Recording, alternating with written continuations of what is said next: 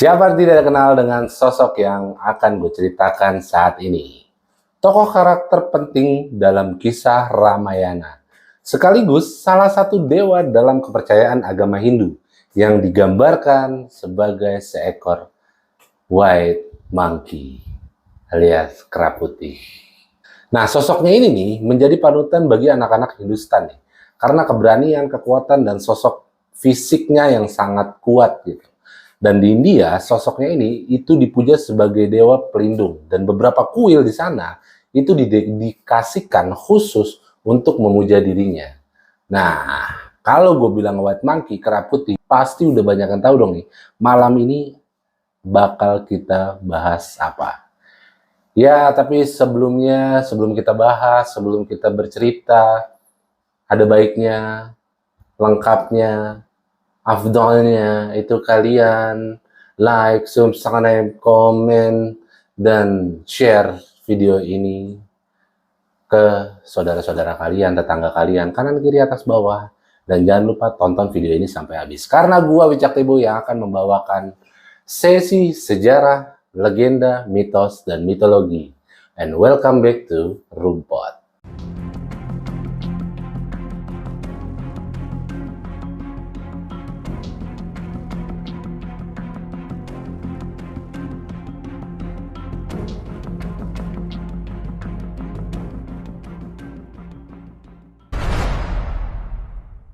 Ya, kalau kita membahas tentang sosok kera putih, white monkey, itu sebenarnya sudah ada nama di dalam otak kita gitu, yaitu Hanoman atau Hanumat. Nah, dalam legenda pewayangan Indonesia itu dikenal dengan nama Anoman. Kalau India ada haknya, kalau Jawa tuh nggak ada Anoman. Nah, iya nih, dia merupakan salah satu tokoh protagonis atau tokoh baik dalam Wiracarita Ramayana. Ada dua versi sebenarnya yang terkenal tentang kisah Hanoman. Versi Hindu dan versi pewayangan Jawa. Nah, kali ini gue akan membahas versi Hindunya dulu nih. Kalau di versi Hindu, Hanoman ini lahir pada masa zaman Treta Yuga sebagai putri Anjani, seekor wanara wanita atau manusia kera. Dulu nih, Anjani itu sebetulnya merupakan bidadari bernama Punji Kastala. Namun, karena suatu keburukan dan suatu kutukan nih, ia terlahir ke dunia sebagai wanara wanita. Nah, kutukan tersebut itu bisa berakhir apabila ia melahirkan seorang putra yang merupakan titisan dari Siwa. Nah, singkat cerita, akhirnya Anjani menikahlah dengan Kesari, gitu, seorang wanara perkasa. Nah, bersama dengan Kesari, Anjani itu melakukan tapa di hadapan Siwa, agar Siwa itu bersedia menjelma sebagai putra mereka nih. Lalu karena Siwa terkesan nih melihat mereka berdua yang memuja si Siwa dengan bertapa, dan akhirnya ia pun, si Dewa Siwa akhirnya itu mengabulkan permohonan mereka dengan turun ke bumi, turun ke dunia sebagai anak mereka yang bernama Hanoman. Nah, ada versi lain nih yang sebenarnya menceritakan bahwa ketika Anjani bertapa memuja Siwa di tempat lain, itu Raja Dasarata itu melakukan putra kamayatnya atau upacara pengorbanan suci untuk memperoleh keturunan nih. Nah, hasilnya dia menerima beberapa makanan nih untuk dibagikan kepada ketiga istrinya nih, yang kemudian hari akhirnya mereka melahirkan anak-anak bernama Rama, Laksmana, Barata, dan Satrugna. Nah, atas kehendak dewata nih, seekor burung itu merenggut sepotong makanan tersebut nih, dan akhirnya menjatuhkannya di atas sebuah hutan, yang dimana hutan tersebut itu berada si Anjani yang sedang bertapa. Jadi ya memang ada seekor burung, jadi dia menjatuhkan makanan di hutan yang tempatnya si Anjani bertapa ini nih. Nah, Bayu yang merupakan sang dewa angin itu akhirnya mengantarkan makanan tersebut agar jatuh di tangan Anjani yang sedang bertapa. Lalu Anjani itu memakan makanan tersebut dan tidak lama lahirlah Hanoman. Salah satu versi ini mengatakan bahwa Hanoman lahir secara nggak sengaja sebenarnya karena hubungan antara Bayu dan Anjani. Bayu yang merupakan dewa angin tadi gitu. Diceritakan bahwa pada suatu hari Dewa Bayu itu melihat kecantikan Anjani dan ia jatuh cinta. Kemudian ia tiba-tiba memeluk Anjani. Nah, Anjani nih ya selayaknya wanita normal yang kaget gitu. Dia langsung marah karena ia merasa dilecehkan. Ya, pelecehan wanita lah, seksual harassment gitu. Dulu udah ada ya, udah isu-isu seksual harassment udah ada dari dulu ya. Dari zaman Hanoman ya, berita-berita yang sekarang seksual harassment. Gue mau bahas apa tadi, Son? Gue ngeblank tiba-tiba anjing. Ya pokoknya itulah, seksual harassment itu sudah ada dari sejak dulu pokoknya. Nah tapi nih Dewa Bayu berkata nih bahwa Anjani tuh nggak akan ternoda gitu oleh sentuhan si Bayu. Dia bukan memeluk Anjani sebenarnya, bukan memeluk badannya, tapi dia bilang dia itu memeluk hatinya si Anjani. Nah Dewa Bayu nih berkata bahwa kelak Anjani akan melahirkan putra yang kekuatannya setara dengan Dewa Bayu dan paling cerdas di antara para wanara. Dan ternyata benar aja gitu, Anjani mengandung dan melahirkan seorang putra. Dan putra tersebut itu akhirnya diberi nama Anjenaya.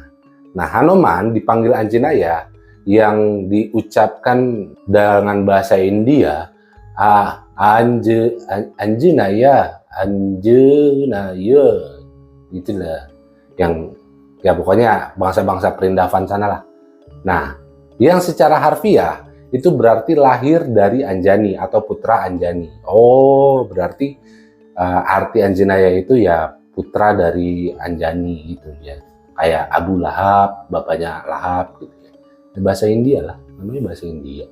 Nah, singkat cerita, pada saat Hanoman masih kecil nih, ia mengira nih bahwa matahari itu adalah buah yang dipikirnya itu bisa dimakan gitu. Dan kemudian ia tuh terbang ke arah matahari untuk mencoba untuk memakan matahari tersebut nih.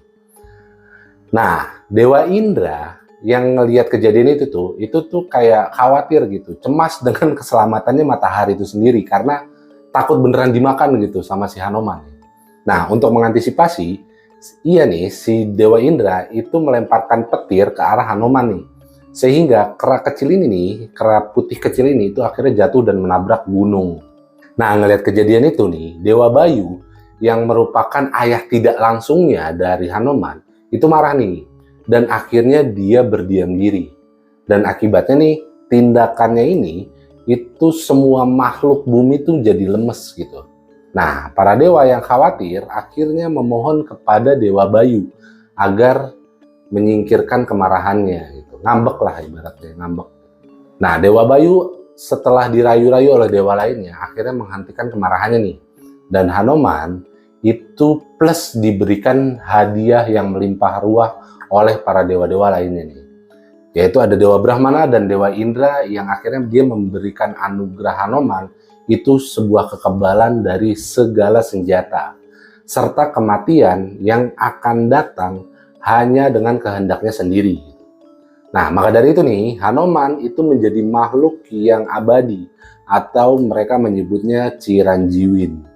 Nah, tadi itu kan versi Hindunya yang udah gue bahas nih. Sekarang kita akan masuk ke versi pewayangan Jawanya nih. Yang dimana pewayangan Jawa ini itu merupakan satu keterkaitan dengan versi Hindunya tadi gitu. Meskipun ada perbedaan tokoh dan ada perbedaan ceritanya. Nah, jadi diceritakan kalau di pewayangan Jawanya, Hanoman itu merupakan putra dari Batara Guru dan Dewi Anjani. Jadi Anjani ini itu adalah putri sulung dari Resi Gotama yang terkena kutukan sehingga dia menjadi berwajah kera. Nah, atas perintah ayahnya nih, ia pun bertapa akhirnya tanpa menggunakan sehelai pakaian di Telaga Madirda namanya. Nah, suatu ketika nih, ketika dia lagi bertapa, si Dewi Anjani ini lagi bertapa, Batara Guru dan Batara Narada itu lagi terbang melintasi angkasa gitu. Nah, nggak sengaja nih, mereka tuh ngelihat Anjani gitu yang lagi bugil lah di tengah-tengah telaga itu gitu. Nah, terus akhirnya Batara Guru tuh kayak terkesima gitu sampai akhirnya mengeluarkan air mani. Ya susah ya untuk menjelaskan ya. Kalau bahasa kitanya mungkin simpelnya ngecerit lah. Ngecerit lah. Itu ya itu bahasa sekarangnya kayak gitulah. Nah, terus nih, raja para dewa pewayangan itu pun akhirnya mengusapnya dengan daun asam atau bahasa Jawanya sinom, daun sinom. Lalu akhirnya dibuanglah daun itu ke telaga gitu. Dan daun sinom itu dilalah tiba-tiba jatuh di pangkuannya si Dewi Anjani yang lagi telanjang bugil di telaga Madirda tadi. Dan ia pun akhirnya memungut dan memakannya nih, sehingga Dewi Anjani tiba-tiba mengandung. Nah, ketika tiba saatnya melahirkan, Anjani itu ternyata dibantu oleh para bidadari kiriman Batara Guru. Dan akhirnya ia melahirkan seorang bayi kera berbulu putih. Sedangkan dirinya sendiri nih, kembali menjadi berwajah cantik dan dibawa ke kayangan sebagai bidadari. Jadi balik lagi nih jadi bidadari nih. Nah, singkat cerita nih, bayi berwujud kera putih yang merupakan putra Anjani ini, itu diambil alih dan diasuh oleh Batara Bayu yang merupakan dewa angin, lalu diangkat nih sebagai anak. Nah, hari demi hari, tahun demi tahun, akhirnya Hanoman beranjak dewasa. Dan setelah pendidikannya selesai, Hanoman kembali ke dunia nih dan mengabdi pada pamannya, yaitu Sugriwa, Raja Kera Gua Kiskenda. Jadi memang si Sugriwa ini itu merupakan raja para kera di Gua Kiswenda ini nih. Jadi memang ada ya sekutu-sekutu ini adalah berarti Monkey King, kan ada Lion King di gua itu, ini ada Monkey King lah, gitu. Ya mirip-mirip seperti itulah. Nah saat itu nih Sugriwa itu baru aja dikalahin nih oleh kakaknya yaitu Subali, paman Hanoman yang lainnya nih. Nah Hanoman mikir dia tuh ingin membalaskan dendam pamannya nih, dan ia mencoba untuk mencari Rama dan Laksmana. Dan akhirnya Hanoman berhasil nih ketemu mereka nih, si Rama dan Laksmana. Seorang pangeran dari kerajaan Ayodhya yang sedang menjalani pembuangan. Nah Rama yang saat itu ingin membebaskan istrinya yang diculik si Rahwana nih, yang dimana Rahwana itu adalah murid dari Subali tadi, itu akhirnya bersepakat nih si Rama nih dengan si Hanoman. Kemudian keduanya akhirnya bekerja sama dengan si Sugriwa, paman yang mengasuh si Hanoman nih, untuk mengalahkan si Subali. Dan bersama-sama nih mereka menyerang negeri Alengka, membebaskan Sita, yang dimana Sita adalah istri Rama yang diculik oleh si Rahwana. Dan ya Sita lah, kalau mungkin ada yang bertanya-tanya Sita itu siapa? Sita itu kalau versi India itu adalah Sinta, jadi Rama dan Sinta. Cuma kalau dari versi Jawa itu kita menyebutnya, pewayangan Jawa menyebutnya dengan Sita. Nah jadi nih proses mereka bertempurnya, yaitu pertama-tama Hanoman itu tuh menyusup ke istana Alengka nih untuk menyelidiki kekuatan dari si Rahwana dan menyaksikan keadaan si Sinta nih. Jadi mengawasi keadaan Sinta nih, apakah dia baik-baik aja atau kayak gimana gitu kan. Nah di sana nih dia malah membuat kekacauan nih sehingga si Hanoman itu ketangkap dan akhirnya dia dihukum bakar. Jadi diputuskan bahwa Hanoman akan dibakar gitu. Nah, yang terjadi malah sebaliknya. Malah Hanoman justru berhasil membakar sebagian ibu kota Alengka nih. Peristiwa tersebut akhirnya sekarang terkenal dengan sebutan Hanoman Obong. Hanoman itu, ya karakter Hanoman itu, Obong itu kalau dalam bahasa Jawa artinya kebakaran. Nah setelah Hanoman kembali ke tempat Rama, akhirnya mereka menyusun strategi dan akhirnya pasukan kera pun berangkat menyerbu Alengka. Nah Hanoman itu tampil sebagai pahlawan karena dia banyak membunuh pasukan dari Alengka itu sendiri. Dan dalam pertempuran terakhir nih, Rama sebenarnya kewalahan menandingi Rahwana gitu. Yang dimana Rahwana memiliki Aji Pancasunya namanya, yaitu kemampuan untuk hidup abadi. Sama seperti kayak Hanoman tadi ya. Dan setiap kali nih senjata Rama menewaskan si Rahwana, seketika itu juga si Rahwana itu bangkit dan hidup kembali nih. Nah Wibisana yang dimana dia adalah adik dari Rahwana dan dia memihak kepada Rama itu meminta kepada Hanoman untuk membantu si Rama nih. Nah Hanoman pun akhirnya dengan gagah perkasa ia mengangkat Gunung Ungrungan namanya untuk ditimpakan kepada mayat si Rahwana ketika baru saja tewas di tangan si Rama nih untuk kesekian kalinya. Jadi ketika mati sebelum bangkit nih, itu ditindihin tuh pakai Gunung Ungrungan namanya sama si Hanoman. Nah melihat kelancangan Hanoman nih, Rama nggak terima karena duelnya dengan si Rahwana itu merasa diganggu gitu. Dan akhirnya Rama itu menghukum Hanoman agar menjaga kuburan si Rahwana. Soalnya Rama yakin nih, kalau Rahwana itu sebenarnya tuh masih hidup di bawah gencetan gunung ini nih. Dan setiap saat bisa aja dia melepaskan rohnya gitu untuk membuat kekacauan di dunia. Nah, beberapa tahun kemudian, setelah si Rama meninggal, akhirnya bener aja, roh Rahwana akhirnya berhasil meloloskan diri dari Gunung Urungan itu, lalu pergi ke Pulau Jawa untuk mencari reinkarnasi si Sita, yaitu Subadra, adik dari Kresna. Nah, Kresna sendiri itu juga merupakan reinkarnasi dari si Rama. Nah, Hanoman yang saat itu masih hidup, itu mengejar dan bertemu dengan Bima, adiknya sesama putra angkat Bayu. Nah, Hanoman kemudian mengabdi kepada Kresna nih akhirnya. Dia juga berhasil menangkap roh si Rahwana nih. Dan akhirnya dia mengurung roh si Rahwana ini kembali di gunung namanya Kendali Sada. Nah, di gunung itulah Hanoman kemudian akhirnya berdiam sebagai pertapa. Jadi dia menjadi penjaga kuburnya si Rahwana ini. Nah, setelah bertapa, Hanoman itu yang saat itu sudah berusia yang sangat panjang, yang udah lama hidup, karena udah merasakan reinkarnasinya Rama, reinkarnasinya Sita, sampai-sampai dia tuh udah mulai ngerasa bosan nih hidup nih.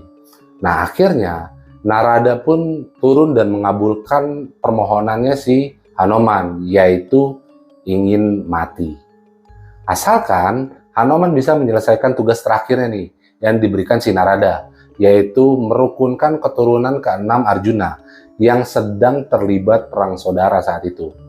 Nah, Hanoman pun akhirnya menjalankan tugas ini, dan ia menyamar dengan nama Resi Mayangkara, dan berhasil menikahkan Astradharma, putri dari Sariwahana, dengan Pramesti, putri dari Jayabaya. Nah, antara keluarga Sariwahana dengan Jayabaya nih, memang saat itu tuh sedang terlibat pertikaian gitu, meskipun mereka sama-sama keturunan dari Arjuna. Nah, Hanoman kemudian akhirnya tampil nih menghadapi musuh dari Jayabaya yang bernama Yaksadewa, yaitu raja dari Selahuma. Nah, dalam perang itu Hanoman gugur nih dan ia moksa bersama raganya. Sedangkan Yaksadewa kembali ke wujud asalnya, yaitu Batara Kala, sang dewa kematian. Jadi memang ini tuh sudah kayak udah diatur sama Dewa Batara Narada gitu kan. Karena si Hanoman pengen mati, terus akhirnya dimunculkanlah sosok Yaksadewa yang dimana dia adalah dewa kematian. Jadi dewa kematian ya nyamar juga gitu. Kan Hanoman tadi nyamar juga sebagai resi ya. Nah, jadi itulah kisah dari Hanoman. Sepenggal kisah dari Hanoman, karena sebenarnya Hanoman tuh ceritanya panjang banget gitu. Dan ada beberapa versi lain tentang Hanoman. Dan memang kalau misalkan kita lihat dari cerita yang gue bahas tadi, Hanoman itu punya sosok perwatakan dari bangsa Indonesia gitu. Karena semuanya ada di dia gitu. Kalau misalkan boleh gue ulas lagi, kayak Hanoman itu punya tegas, keras ya, gitu mungkin karakter orang Sumatera, terus dia sopan, santun juga, setia, kita bisa bilang ke Jawa gitu, terus juga dia yang pekerja keras, terus juga ya ke Kalimantan, Sulawesi, terus juga dia yang punya sosok menyeramkan, seekor kera dalam tanda kutip, tapi dia punya hati yang lemah lembut seperti Papua gitu. Ya sebenarnya sosok Hanoman ini tuh diciptakan atau mungkin dia ada, itu menggambarkan sosok dari bangsa Indonesia itu sendiri. Wah, gokil bro, Indonesia bro, Hanoman bro, putih. Inilah alasan gue pakai baju putih. Akhirnya gue tahu, karena gue mau bahas kisah Hanoman nih.